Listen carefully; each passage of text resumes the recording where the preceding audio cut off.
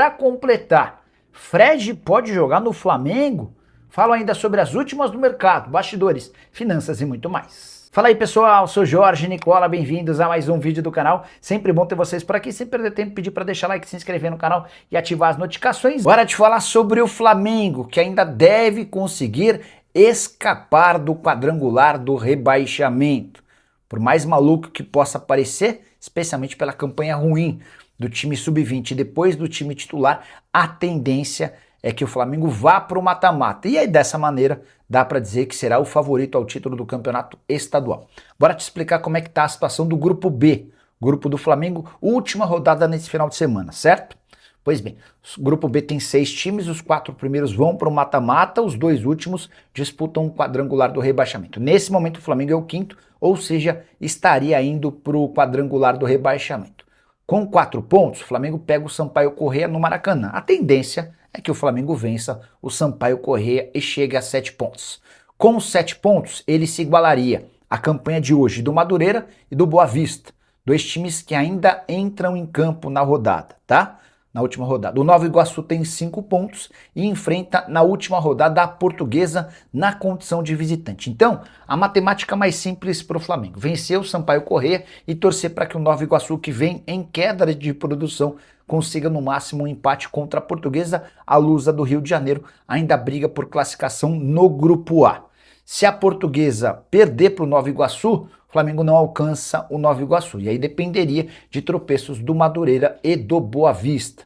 Só para completar, lembrar que o Bangu pega o Boa Vista em Moça Bonita, o Volta Redonda recebe o Madureira. O que você pensa sobre a possibilidade de o Flamengo participar do quadrangular contra o rebaixamento? Foi para evitar essa circunstância que o Flamengo mudou o seu planejamento. Você vai lembrar que o Sub-20 disputaria 6 rodadas da fase de grupos do Campeonato Carioca. Depois de 3 rodadas, em que perdeu 2 jogos e empatou 1, o presidente BAP determinou que o time principal voltasse a campo. O problema é que, apesar de ter vencido o Vasco, o Flamengo perdeu pro Fluminense, complicando sua situação.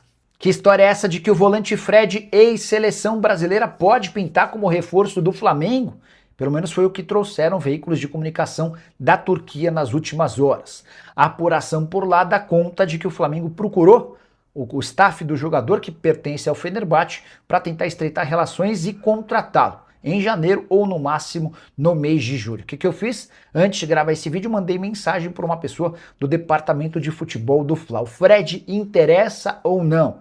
E a resposta que eu recebi é de que não há nenhuma negociação nem vontade do Flamengo em contar com o Fred. Jogador que tem contrato com o Fenerbahçe até junho de 2027, é titular na Turquia, são 30 jogos, 1 gol e 3 assistências na atual temporada. Dá para imaginar que quando o Fred decidir voltar ao Brasil, já há um clube favorito, o Clube Atlético Mineiro.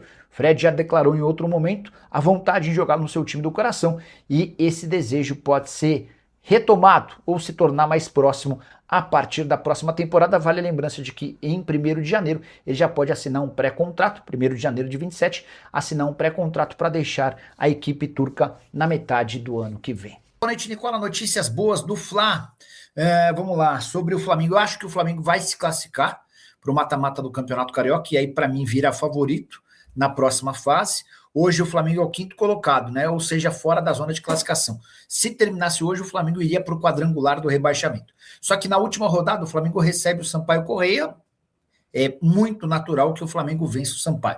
E aí ele vai precisar torcer por tropeço do 2º, do 3º ou do 4º colocados. O Botafogo, hoje o Flamengo já não alcança mais. Acho que o Flamengo passa por conta do Nova Iguaçu, que é o primeiro time acima do Flamengo. Tem 5 pontos, só 1 ponto a mais do que o Flamengo, e visita a Portuguesa. Eu acho que a partir daí, nessa combinação de tropeço do Nova Iguaçu e de vitória do Flamengo, o Fla deve passar para a próxima fase. E aí, passando para a próxima fase, inicia-se o mata-mata, e aí, na minha opinião, o Flamengo é favorito, embora reconheçamos o início do ano do Flamengo é bem ruim. O pior início de temporada do Flamengo desde 2002. São 24 anos que o Flamengo não havia começado tão mal. Na oportunidade, 2 empates e 5 derrotas. Nesse momento, 1 vitória, 1 empate e 5 derrotas. Estou contabilizando também o Campeonato Brasileiro. Só para colocar a tabela de classificação do Grupo B, Botafogo é líder com 9 pontos, perdão. o Madureira tem 7, o Boa Vista tem 7, o Nova Iguaçu tem 5, o Flamengo aparece com 4, tá? Na próxima e última rodada da fase de grupos, o Bangu recebe o Boa Vista, perdão, o Boa Vista é do grupo do Flamengo. Então assim, ó, o Nova Iguaçu visita a Portuguesa, o Boa Vista visita o Bangu, o Flamengo recebe o Sampaio Corrêa e o Madureira visita o Volta Redonda. Então assim, os 3 adversários do Fla, os 3 adversários diretos, todos jogando na condição de visitante. É capaz até de o Flamengo pular para uma segunda colocação da vida, é que depende do saldo, enfim. Mas imagino que o Flamengo vai estar no mata-mata, tá bom? Perguntando sobre Marcos Leonardo no Flamengo, vou mandar mensagem pro Boto. Botou? Tudo em ordem por aí? Te atrapalho?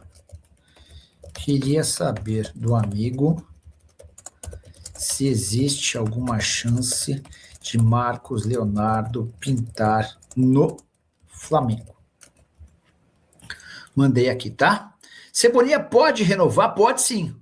Eu diria para você que, inclusive, o Flamengo hoje trabalha nos bastidores para isso. Se não renovar, o Flamengo vai perder 13 milhões e meio de euros investidos. Vamos lá. Quando o Benfica vende o Cebolinha para o Flamengo, esse foi o custo da operação, 13,5, tá? Contrato do Flamengo com o Cebolinha termina em 31 de dezembro.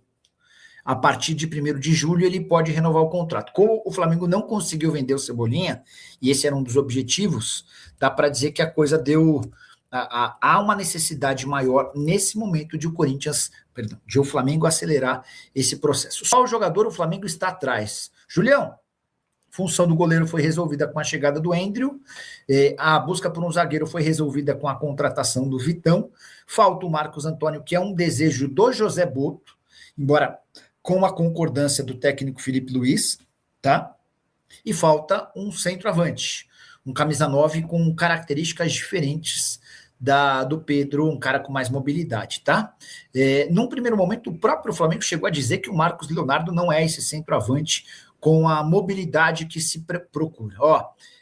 Resposta de uma pessoa do São Paulo a respeito de Marcos Leonardo.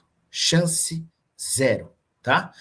Ainda estou esperando a resposta do José Boto, que é o executivo de futebol do Flamengo. Assim que o Boto responder, a gente atualiza para vocês, tá? Você que está chegando agora, estava contando que o Al Hilal até conseguiu a contratação do Karim Benzema, mas o negócio entre Marcos Leonardo e Atlético de Madrid caiu por falta de tempo hábil. Diante desse cenário, dá até para imaginar que o Marcos Leonardo possa ser negociado. O Al Hilal passou a ter o Karim Benzema, o Marcos Leonardo e o Darwin Núñez.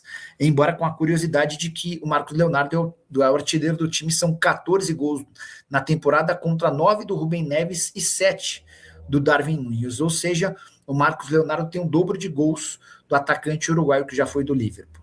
Fala, minha família, beleza? Mais um giro de notícias do Mengão para você acompanhar tudo e não perder nada. Peço humildemente para deixar o like nesse vídeo, se inscrever no canal, ative o sino das notificações para ficar sempre atualizado e informado das últimas notícias do Flamengo. Um abraço para você e até o próximo vídeo. Vamos com tudo para sempre. Tchau, tchau. Fui.